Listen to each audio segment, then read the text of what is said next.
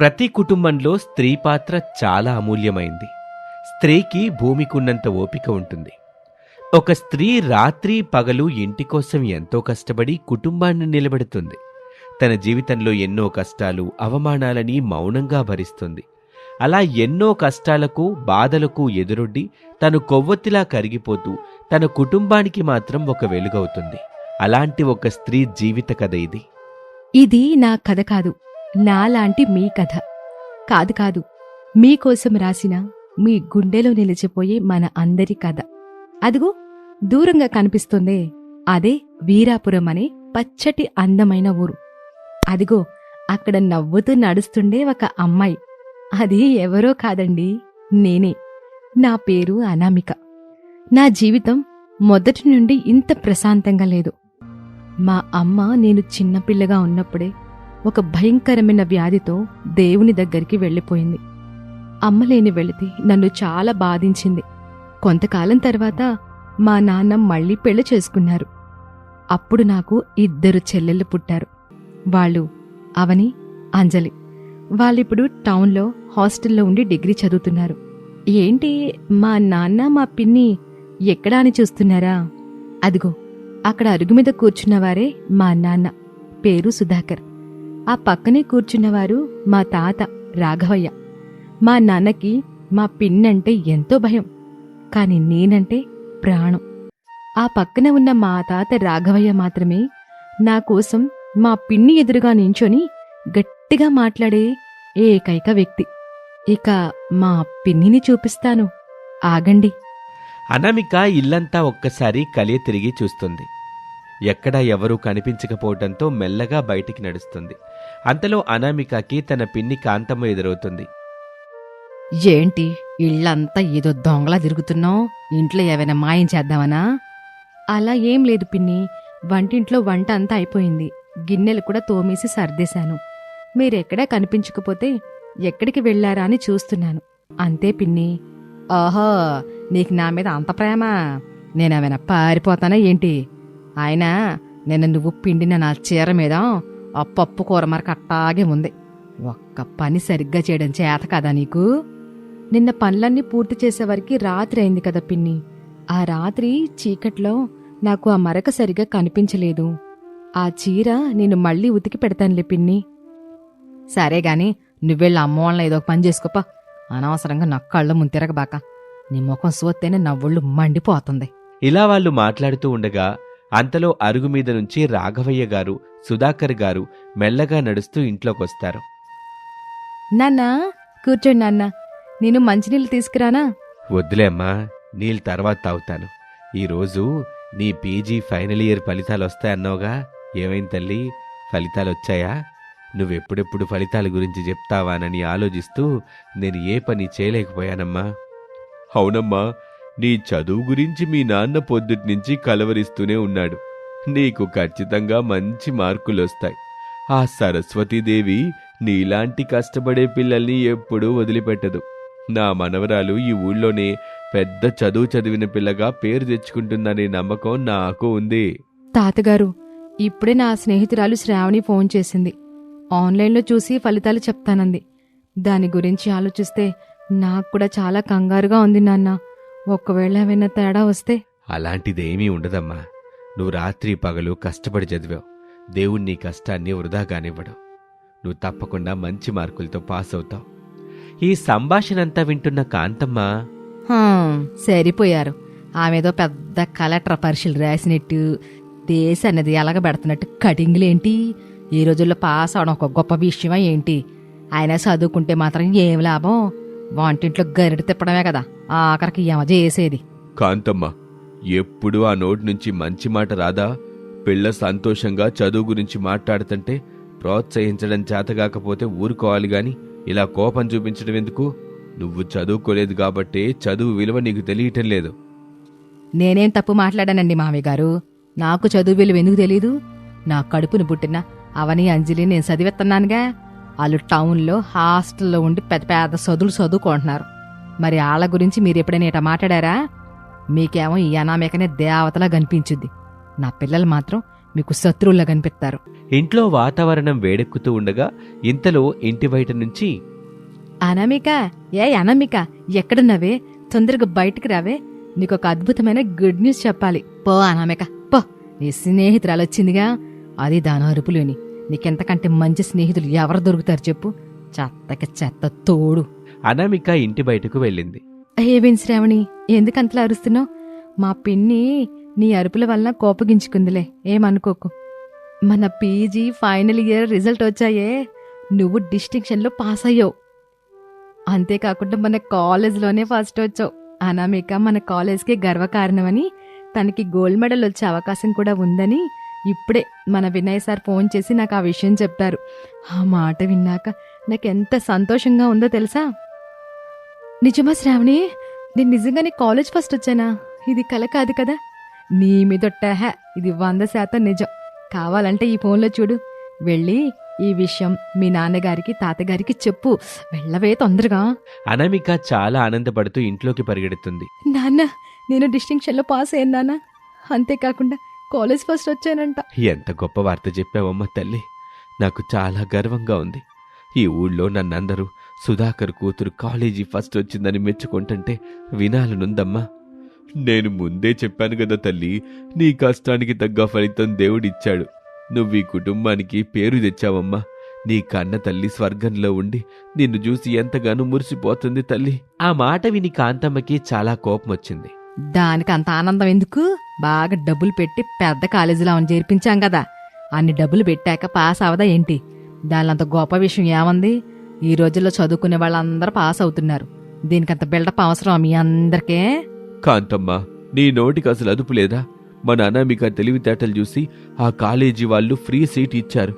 ఆమె ప్రతిభకు మెచ్చి ఫీజు లేకుండా చదివించారు. మనకి రూపాయి కూడా ఖర్చు కాలేదు. అలాంటప్పుడు ఫీజులు కట్టామని ఎట్టా అంటావు? ఏంటి, అనామిక ఉచితంగా చదివిందంటారేంటి మామగారు? రోజు కాలేజీకి వెళ్ళి రావడానికి బస్ ఛార్జీలు, అట్టగే ఎగ్జామ్ ఫీజుకి డబ్బులు మేం గట్టాంగా. అవన్నీ మీ దృష్టిలో డబ్బులు కావా ఏంటి? నామమాత్రంగా ఏదో గట్టాం, దాన్ని కూడా పెద్ద విషయంగా మాట్లాడుతున్నావుగా.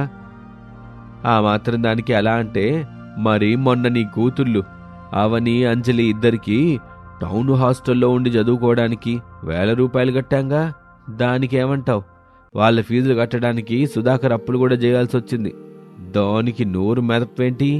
చూసారా మీ నాన్నగారి మాటలు? నా పిల్లలు అనామిక ఒకటేనా? నా పిల్లలు అవని అంజలి ఈ ఊరికి రాన్లు. వాళ్ళు పెద్ద పెద్ద కాలేజీల్లో చదవాలి. మీకు అనామిక అంటేనే ఇష్టం. నా కూతుర్ని ఎప్పుడు ఏదో ఒకటి అనాలని, తక్కువ చేయాలని చూస్తారు. సుధాకర్ వైపు తిరిగి తీవ్రమైన కోపంతో, యావండి, మీరట్టాగే మోగబొమ్మలా చూస్తా ఉంటారా? మీ నాన్నని నా కూతుర్ల మీద ఏడడం మానేమనండి, లేకపోతే నేను అసలు ఊరుకోను. అలా అని కాంతమ్మ కోపంగా అక్కడి నుంచి వెళ్ళిపోయింది. కాంతమ్మ వెళ్ళిపోయాక సుధాకర్ నెమ్మదిగా అనామిక దగ్గరికి వస్తాడు. తండ్రిగా తన కూతురికి సపోర్ట్ మాట్లాడలేకపోతున్నాననే ఆవేదన ఆయన ముఖంలో స్పష్టంగా కనిపిస్తుంది. ఆయన తన జేబులో నుండి కొన్ని డబ్బులు తీసి, తల్లి అనామిక, నువ్వు మీ పిన్ని మాటలేవి పట్టించుకోబాకమ్మా. నీకు తెలుసుగా మీ పిన్ని మనస్తత్వం గురించి. తనంతే, కొంచెం కోపిష్టి. ఇదిగో ఈ డబ్బులు తీసుకెళ్లి స్వీట్లు కొనుక్కుందా అమ్మా. మన చుట్టుపక్కలాళ్ళకి, నీ స్నేహితురాలకి స్వీట్లు పంచుదు గాని. నాన్న, స్వీట్స్ ఎందుకు? మన ఇంట్లో పరిస్థితులు మీకు తెలుసు కదా. ఈ డబ్బులు మరేదైనా అవసరానికి పనికొస్తేలే నాన్న. వద్దు తల్లి, నా కూతురు కాలేజీ ఫస్ట్ వస్తే నేను ఈ మాత్రం కూడా చేయకపోతేట్టగమ్మా. నువ్వు వెళ్ళి స్వీట్లు తీసుకురా. శ్రావణి, నువ్వు కూడా వెళ్ళమ్మా. ఇద్దరు కలిసి వెళ్ళి మంచి స్వీట్లు తీసుకురండి. సరే నాన్న, నేనిప్పుడే శ్రావణితో వెళ్ళి స్వీట్స్ తెస్తాను. అనామిక, శ్రావణి ఇద్దరూ కలిసి ఊరి వీధిలోకి నడుస్తారు. వాళ్ళు వెళ్ళిన తర్వాత రాఘవయ్య సుధాకర్ వైపు తీవ్రమైన అసంతృప్తితో చూస్తాడు. బాబు సుధాకరు, నా కళ్ళ ముందు జరిగే ఈ ఘోరాన్ని నేను చూడలేకపోతున్నాన్రా. అనామికకి తన తల్లి బ్రతుకుంటే ఈరోజు ఎంత ఆనందపడేదో గదరా. నాన్న, నన్నేం చేయమంటావు? నా పరిస్థితి నీకు తెలియంది కాదు కదా. ఏం చేయమంటావా? నువ్వా కాంతమ్మకి మొగుడివి, అనామికకి తండ్రివి. పాపం అనామికని తన పిన్ని రోజుకి 100 మాటలన్నా నీ ముఖం చూసి గొడవలు కాకూడదని ఒక్క మాట కూడా ఎదురందో. నువ్వేమో నోరు లేని ఓళ్లాగా, నాలుగు లేని ఓళ్లాగా అట్ట మౌనంగా ఉండిపోవడం నాకు అసలు నచ్చడం లేదురా. నువ్వు కొంచెమైనా గట్టిగా మాట్లాడితేనే కదా ఆ కాంతమ్మ అదుపులో ఉండేది. నన్నేం చేయమంటావు నాన్న? నేను ఒక్క మాట గట్టిగా మాట్లాడితే అది ఇల్లు పీకి పందిరేస్తుంది, ఏడుపులు పెడబొబ్బులు పెట్టింది, ఊరందరినీ పిలిచి నా పరువు బజార్ని ఈడుస్తుంది. పోనీ మంచిగా చెప్దామంటే అసలు విందు. నేను ఆ రోజు తొందరపడి రెండో పెళ్లి ఎందుకు చేసుకున్నానా అని ప్రతిరోజు కుమిలిపోతున్నాను నాన్న. నా తప్పు వల్లే నా కూతురు ఈ నరకాన్ని అనుభవిస్తోంది. నా కడుపు కోత నీకు అర్థం కావట్లేదు నాన్న. నీ బాధ నాకు అర్థం అవుతుందిరా, కానీ మనసున్న మనుషులు మౌనంగా ఉంటే మనసు లేని రాక్షసులు మరింత రెచ్చిపోతారు. ఇప్పటికైనా అనామిక విషయంలో నువ్వు ధైర్యంగా ఉండాలిరా సుధాకరు, లేకపోతే ఆ పిల్ల జీవితం నాశనం అయిపోద్ది. సుధాకర్ గుండెల్లో బాధతో తలదించుకొని పొలం వైపు నడుస్తాడు. రాఘవయ్య అక్కడే అరుగు మీద కూర్చుని శూన్యంలోకి చూస్తూ దీర్ఘంగా ఆలోచిస్తూ ఉంటాడు. అనామిక, శ్రావణి ఇద్దరూ కలిసి మార్కెట్లో ఉన్న స్వీట్ షాప్ వైపు నడుస్తూ ఉంటారు. ఏవే అనామిక, ఎంతకాలం ఇలా భరిస్తావే? నీ పిన్ని ప్రవర్తన రోజురోజుకి మరీ దారుణంగా తయారవుతుంది. నువ్వు కాలేజీ ఫస్ట్ వస్తే కనీసం ఆనందపడకపోగా కోపంగా మాట్లాడితే నువ్వెలా తట్టుకున్నావే? ఏం చేయమంటావు శ్రావణి, అంత నా నుదుటి రాత. మా అమ్మ బ్రతుకుంటే నా పరిస్థితి ఇలా ఉండేది కాదు కదా. మా నాన్న నేనంటే ప్రాణం ఇస్తారు, కానీ పిన్ని ముందు ఆయన కూడా ఏమీ మాట్లాడలేకపోతున్నారు. ఆయన బాధపడకూడదనే నేను అన్నీ మౌనంగా భరిస్తున్నానే. నీ మంచితనమే నీకు శాపంగా మారిందనామిక. ఇద్దరూ మాట్లాడుకుంటూ కాసేపు బయట గడుపుతారు. ఆ తర్వాత అనామిక స్వీట్స్తో ఇంటికి తిరిగి వచ్చేసరికి మధ్యాహ్నం అవుతుంది. అనామిక ఆ స్వీట్స్ తెచ్చి తన పిన్ని చేతిలో పెడుతుంది. అనామిక, ఈ స్వీట్లు ఎందుకు తెచ్చావు? నీకు డబ్బులు ఎక్కడే? కాంతమ్మ, ఆ స్వీట్లు నేనే కొనమన్నాను. మన అనామిక కాలేజీ ఫస్ట్ వచ్చిందిగా, చుట్టుపక్కల వాళ్ళకి స్వీట్లు పంచాలని తెమ్మన్నాను. మన పిల్ల సాధించిన విజయానికి ఈ మాత్రం సంతోషపడకూడదా? అవని అంజలి టౌన్లో హాస్టల్లో ఉంటే ఇలా కనీసం పండ్లు కొనివ్వడానికి మీ దగ్గర డబ్బులుండవు, కానీ ఈ అనామికకి స్వీట్లు కొనివ్వడానికి మాత్రం మీకు డబ్బులు ఎక్కడి నుండి వస్తున్నాయి? నా పిల్లల కంటే ఈ సవితి కూతురే మీకు ఎక్కువైపోయిందన్నమాట. కాంతమ్మ, అది కాదు. మీ నాటకాలు ఆపండిగా. కాంతమ్మ ఆవేశంతో స్వీట్స్ బాక్స్ ని గట్టిగా నేల మీద విసిరేస్తుంది. దాంతో స్వీట్లన్నీ నేల మీద పడిపోతాయి. పిన్ని, ఎంత పనిచేసావు పిన్ని, స్వీట్స్ అన్నీ అలా నేలపాలు చేసావేంటి? నువ్వు మాట్లాడబాక, నీ వల్లే ఈ ఇంట్లో నేను ప్రశాంతంగా ఉండలేకపోతున్నాను. అలా అని కాంతమ్మ అక్కడి నుంచి వెళ్ళిపోతుంది. అయ్యో నా బంగారు తల్లి, ఎంత పాపమీది. అనామిక తల్లి, ఏడోకమ్మా, నీ జీవితం ఎప్పుడు మారుద్దో ఏమో. నీకు పెళ్ళయ్యి ఈ ఇల్లు వదిలి వెళ్ళిపోతే గాని నీ జీవితంలో మంచి జరుగుద్దమ్మా. ఈ రాక్షస్ దగ్గరుంటే నువ్విట్టాగే ఈ నరకం అనుభవిస్తావు తల్లి. అనామిక జీవితంలో తర్వాత ఏం జరగబోతుంది? ఆమె జీవితంలోకి రాఘవయ్య కోరుకున్నట్టు మంచి వరుడొస్తాడా, లేక పెళ్లి తర్వాత అనామిక జీవితం మరింత దుర్భరంగా మారుతుందా? ఈ విషయాలన్నిటికీ సమాధానాలు తెలియాలంటే తర్వాతి ఎపిసోడ్ చూడాల్సిందే. Thank you for watching. ఒక ఊళ్ళో ఆకాశం మేఘావృతమై ఉంది. 2 రోజుల నుంచి ఎడతెరిపి లేకుండా వర్షం కురుస్తూనే ఉంది. ప్రసాద్ వాళ్ళది ఉమ్మడి కుటుంబం కాకపోయినా పాతకాలపు పెద్ద ఇల్లుంది వాళ్ళకి. శారదకు పాతకాలపు పద్ధతులు, ముఖ్యంగా పాతకాలపు వంటలంటే ప్రాణం. ఆమె కోడలు అనామిక మాత్రం ఆధునిక భావాలున్న అమ్మాయి. వంటల దగ్గర నుంచి బట్టల వరకు అన్నీ మోడర్న్గానే ఇష్టపడుతుంది. ఒకరోజు ఉదయం వంటగదిలో అత్తాకోడళ్ల మధ్య చిన్నపాటి మాటల యుద్ధం జరుగుతుంది. అనామిక, ఏంటమ్మ ఇది? ఉదయాన్నే ఈ వర్షంలో వేడివేడిగా జొన్న రొట్టెలో నాటుకుడు పులుసు చేద్దామంటే ఈ బ్రెడ్లు జాములు తెచ్చి పెట్టావు. నాకు ఈ ఫాస్ట్ ఫుడ్ అసలు వద్దమ్మా, నాకు కడుపు నిండదు. అత్తయ్య, వర్షం పడుతుంది కదా, పనులు తొందరగా అయిపోతాయని శాండ్విచ్ చేశాను. మీరెప్పుడూ ఆ పొయ్యి దగ్గర కష్టపడుతూనే ఉంటారు, ఈరోజు కాస్త విశ్రాంతి తీసుకోండి. విశ్రాంతా? వంట చేయడం నాకు కష్టం కాదులేమ్మా, నా ప్రాణం. నా కట్టెల పొయ్యి మీద మట్టికుండలో వండిన కూర రుచి మీ కరెంటు పొయ్యిల మీద చేసిన వంటకాలకి ఆడవచ్చుద్ది. నా చేతులతో నేను వండుకుని నా వాళ్ళకి పెట్టుకుంటేనే నాకు తృప్తి. ఈ మోడర్న్ ప్రపంచం అంటూ మీరు ఆ పాతకాల రుచులన్నీ మర్చిపోతున్నారు. ఏంటే ఉదయాన్నే మొదలుపెట్టావు? కోడలు ప్రేమగా ఏదో చేసి పెడుతుందిగా, తినొచ్చుగా. ఎప్పుడూ ఆ పాతకాలపు వంటల జపమేనా? మీకేం తెలుసండి, ఆరోగ్యాలని పాడైపోవు. ఈ కొత్త వంటకాల వల్ల ఎట జరుగుతుంది అసలు. మన కాలంలో ఆ రాగి ముద్ద గోంగూర పచ్చడి తిని ఎట్టా కండలు తిరుగుండేవాళ్ళమో. అయినా నా బాధ ఎవరికి అర్థం అవుతుందిలే. అమ్మా ప్లీజ్ అమ్మా, అనామికకి ఆ పాత వంటలు రావు కదా. తనొక సాఫ్ట్వేర్ ఎంప్లాయ్, తనకున్న కొద్ది సమయంలో ఏదో ఒకటి చేస్తుంది. నువ్వు మరీ పట్టింపులకి పోకు. నేను కోడల్ని తప్పు పట్టడం లేదులేరా, కానీ నా మనసులో ఆ పాత వంటల మీద ఉన్న ప్రేమ చచ్చిపోవట్లేదులే. ఆ రోజుల్లో మన అండర్ గ్రౌండ్ గదిలో ఒక చిన్నపాటి వంటగది ఉండేది. ఏముందిలే, ఎవరికి కావాలి నా మాటలు. అలా చెప్పి శారద కోపంగా తన గదిలోకి వెళ్ళిపోతుంది. అనామికకు తన అత్తగారి మాటలు బాధ కలిగించినా ఆమెను అర్థం చేసుకుంటుంది. భోజనమయ్యాక వర్షం ఇంకా పెరుగుతుంది. ఇంట్లో కింద ఉన్న పాత అండర్ గ్రౌండ్ గదిలో నీళ్లు పడుతున్నాయేమో అని చూడ్డానికి రమేష్ కిందకు వెళ్లబోతూ ఉంటాడు. రమేష్, మీరు ఆఫీస్ వర్క్ చూసుకోండి, నేను వెళ్ళి ఆ అండర్ గ్రౌండ్ గదిని శుభ్రం చేస్తాను. ఎలాగూ ఈరోజు నాకు వర్క్ ఫ్రం హోమ్ కదా, ఆ గదిలో చాలా పాత సామాన్లున్నాయి. ఈ వర్షానికి పాడైపోతాయేమో, సర్ది పెట్టేస్తాను. సరే అనామిక, అక్కడ కాస్త దుమ్ము ఎక్కువగా ఉంటుంది, చూసుకొని వెళ్ళు. అప్పుడు అనామిక నెమ్మదిగా మెట్లు దిగి అండర్ గ్రౌండ్ గదిలోకి వెళ్తుంది. ఆ గది చాలా విశాలంగా ఉంటుంది. కాని పాత వస్తువులు, పాత ట్రంకు పెట్టెలు, వాడని కుర్చీలతో నిండిపోయి ఉంటుంది. ఒక మూలగా కట్టెల పొయ్యి ఆనవాళ్లు కూడా కనిపిస్తాయి.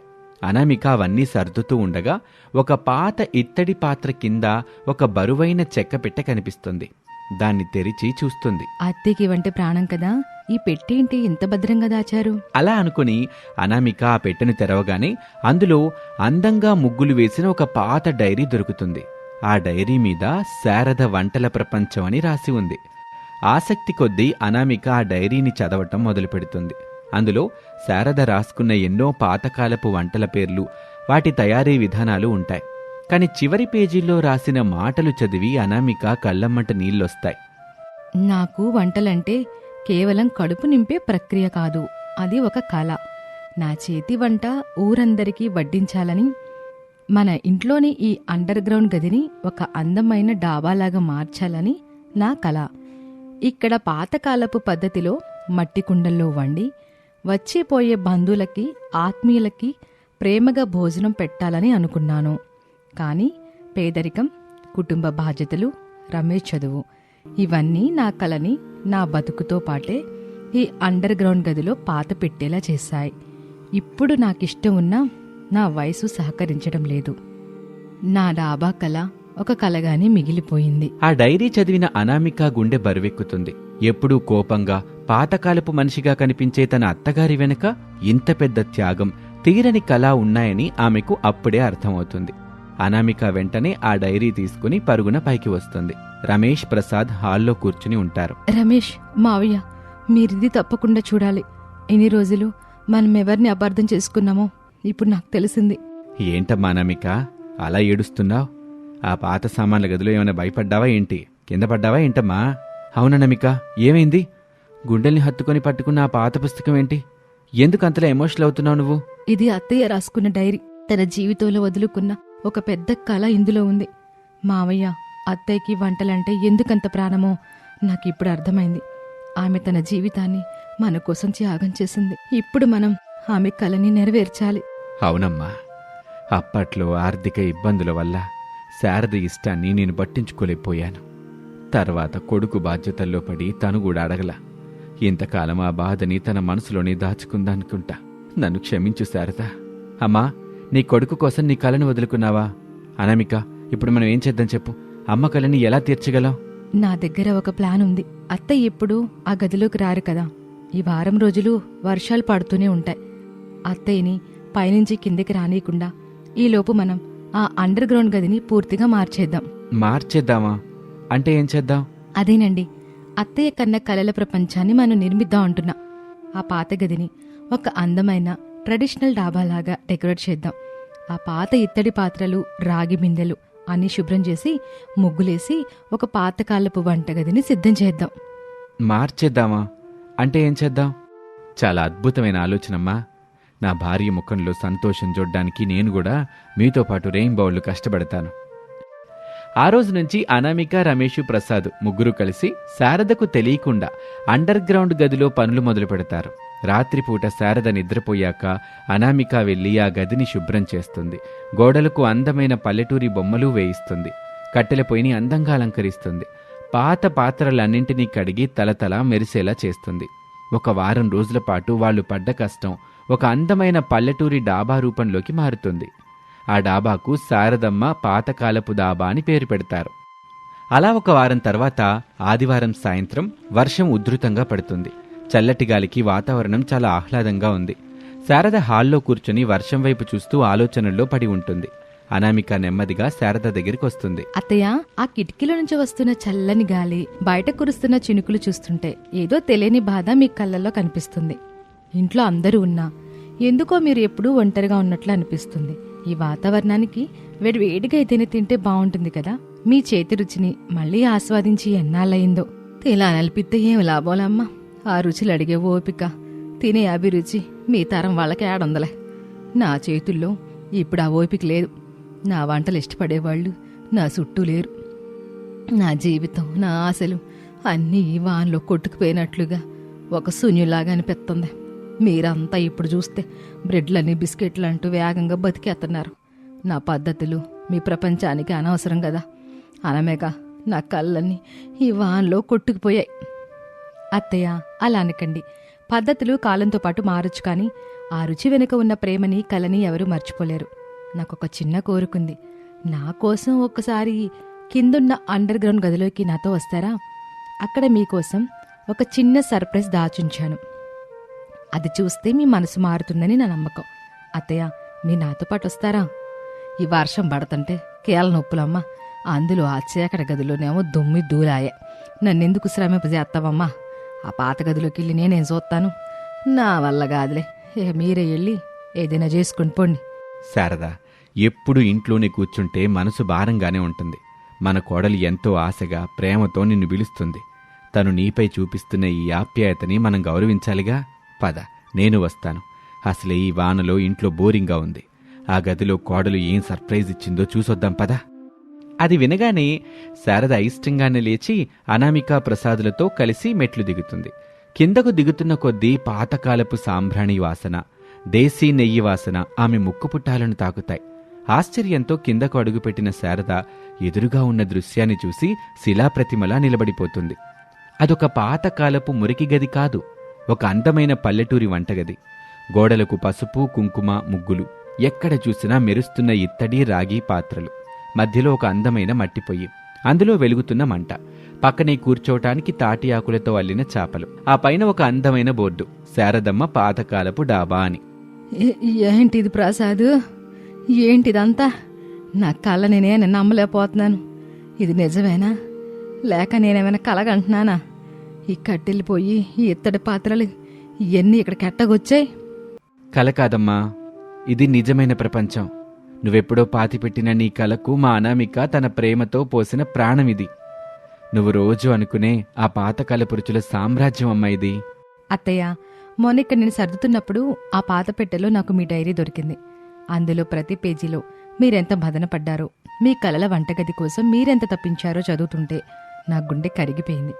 ఇన్నేళ్లుగా మీరెప్పుడూ ఆధునికతని కాదని అనలేదు, కానీ మీ ప్రాణమైన ఆ పాత జ్ఞాపకాలని, కలని వదులుకోలేకపోయారు. మీ చేతి వంట ఊరందరికీ వడ్డించాలని మీ కోరిక. ఆ కోరికని నెరవేర్చడానికి మీకోసం, కేవలం మీకోసం మీ ముగ్గురం కలిసి ఒక చిన్న ప్రయత్నం చేశాం. అదే ఇది. శారద, నన్ను క్షమించు. అప్పట్లో కుటుంబ బాధ్యతలు, ఆర్థిక ఇబ్బందుల్లో పడి నీ ఇష్టాల్ని నేనెప్పుడూ గుర్తించలేదు. నీలోని ఆ గొప్ప వంటల కలని 4 గోడలకే పరిమితం చేశాను. మన కోళ్ళ ఈ రోజున కళ్ళు తెరిపించింది. నీ కలల విలువని నాకు తెలిసేలా చేసింది. నీ సొంత డాబా శారదా. ఇక్కడ నువ్వు నీకు నచ్చినట్టు, ఎవరి అడ్డంకులు లేకుండా నీకు నచ్చిన పాతకాలపు వంటలు మనసారా చేసుకోవచ్చు. అనవేక, నా కన్న కూతురు కూడా నా మనసుని ఎంతలా చదవలేకపోయేదేమో తల్లి. మోడర్న్ ప్రపంచంలో పెరిగిందానివి, బ్రెడ్లు జాములు తినేదానివి. నా పాతకాలపు పిచ్చిని, ఈ మట్టి కొండల విలువని అర్థం చేసుకుంటావో లేదోనని నేనెప్పుడు ఆపోహలపడేదాన్నమ్మా. నిన్ను కోపడతా ఉండేదాన్ని. నాలోని నిరాశని నేమీ చూపించాను, కాని ఎటువంటి స్వార్థం లేకుండా నా కలల కోటని నా కళ్ళ ముందు నిలబెట్టు. కొంగిపోతున్న నా చేతులు పట్టుకొని నాలోని ఆశని బతికించి నన్ను గెలిపించవు తల్లి. అత్తయ్య, పాత కొత్త అనేవి విడిపోయే దారులు కావు, 2 తరాల మధ్య కలుపుకునే వారధులు మాత్రమే. బట్టలు, పద్ధతులు మారినా మనసులో ఒకటే కదా. మీ పాతకాలపు అనుభవం, వంటల నైపుణ్యం, నా ఆధునికత, ఇవన్నీ ఆలోచిస్తే ఇల్లు స్వర్గం అవుతుంది. దయచేసి మీరు ఏడవకూడదు. ఇదిగో చూడండి మీ బోర్డ్. ఈ శారదమ్మ పాతకాలపు డాబాకి ఓనర్ మీరే, మాస్టర్ చెఫ్ కూడా మీరే. ఈరోజు మొదటి వంట మీ చేతులతోనే మొదలెట్టాలి. తప్పకుండానమ్మా. బయట కురుస్తున్న ఈ చల్లటి వర్షానికి నా చేతులతోటే ఇప్పుడు వేడివేడిగా మట్టి కొండలో నాటుకోడి పులుసు, దానికి తగ్గట్టు రాగి సంగటి వండుతాను. నా వంటకి నీ చోదుడు వాదోడు కావాలమ్మా. నువ్వు నాకు సాయంగా ఉంటావు మరి అనామేక? వంటలో సాయం మాత్రమే కాదత్తయ్య, నాకు ఇంకో పెద్ద బాధ్యత కూడా ఉంది. మీరు ఈ డాబాని ఒక చిన్నపాటి వ్యాపారంగా మార్చి మీ చేతి వంటని ఊర్లో వాళ్ళందరికీ వడ్డించాలనుకున్నారు కదా, దాన్ని నేను నిజం చేస్తాను. ఈ ట్రెడిషనల్ డాబా వ్యాపారానికి ఫోటోలు తీయడం, అడ్వర్టైజ్మెంట్స్ ఇవ్వడం, సోషల్ మీడియాలో ఆన్లైన్ ప్రమోషన్స్ చేయడం అన్నీ నేను చూసుకుంటాను. మీ వంటల రుచి ఈ ఊరికే కాదు, చుట్టుపక్కలందరికీ తెలిసేలా నేను మార్కెటింగ్ చేస్తాను. మీరు కేవలం వంట చేయండి, నేను మీ డాబాని అందరికీ చేరువ చేస్తాను. వావ్, ఇది కదా అసలైన అత్తకోడల కాంబినేషన్ అంటే. ఒకరి చేతిలో అద్భుతమైన ట్రెడిషనల్ రుచి, మరొకరి చేతిలో దాన్ని ప్రపంచానికి పరిచయం చేసే మోడర్న్ టెక్నాలజీ. ఈ రెండూ కలిశాక ఇక మన డాబాకి తిరుగులేదు. నా భార్య, నా తల్లి కలను ఇంత గొప్పగా నెరవేరుస్తుంటే నా జన్మ ధన్యమైనట్లుంది. మీరిద్దరూ అలా వ్యాపారం పనులు పంచుకుంటే ఇక ఖాళీగా ఉన్న నా డ్యూటీ ఏంటో కూడా చెప్పండమ్మా. నేను వెళ్ళి బజార్ నుంచి మీకు కావాల్సిన తాజా కూరగాయలు, ఆకుకూరలు, నాణ్యమైన సరుకులు తెచ్చి పూర్తి బాధ్యత నేను తీసుకుంటానులే. శారదమ్మ దాబాకి సప్లై మేనేజర్ని నేనే. నాకెంత సంతోషంగా ఉందో మాటల్లో చెప్పలేకపోతున్నాను. ఎన్నాళ్ళు నా నిరాశ అంతా ఒక్కసారిగా మాయమైపోయింది. నా కుటుంబం అంతా నా కోసం ఇట నిలబడితే నాకే కొదువే ఉంది. పదండి, కబుర్లాపి పనిలో పడదాం. నా కొండలో గరిటెలు నా కోసం ఎదురు చూస్తున్నాయి. ఈరోజైతే మన ఇంట్లో పెద్ద పండగే. ఆ రాత్రి ఆ అండర్ గ్రౌండ్ డాబాలో అద్భుతమైన వంటలు సిద్ధమవుతాయి. శారద వంట చేస్తుంటే అనామిక అన్నీ అమర్చి ఇస్తుంది. ఒకప్పుడు అత్తాకోడళ్ల మధ్య ఉన్న అగాధం ఇప్పుడు పూర్తిగా కరిగిపోయి ఒకరికొకరు స్నేహితుల్లా మారిపోతారు. వేడివేడిగా రాగి సంకటి, పులుసు అందరూ కలిసి ఆ చల్లటి వర్షంలో ఆస్వాదిస్తూ తింటారు. అలా కొన్ని నెలల తర్వాత శారదమ్మ పాతకాలపు దాబా ఆ ఊళ్ళో చాలా ఫేమస్ అవుతుంది.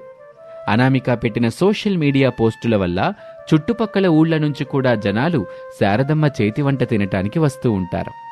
శారద తన కలను నెరవేర్చుకుని ఎంతో ఆనందంగా ఉంటుంది. అనామిక ఒక ఆధునిక కోడలిగానే కాదు, అత్తగారి మనసు తెలిసిన ఆత్మీయురాలిగా ఆ ఇంటి మహాలక్ష్మిలా మారిపోతుంది. ఆ కుటుంబం అంతా కష్టసుఖాలు పంచుకుంటూ, ఒకరి ఇష్టాలను మరొకరు గౌరవించుకుంటూ సుఖ సంతోషాలతో జీవనం సాగిస్తూ ఉంటారు. ఇది ఇవాల్టి కథ. మరొక ఆసక్తికరమైన కథలో మళ్ళీ కలుద్దాం. అంతవరకు సెలవు. నమస్తే.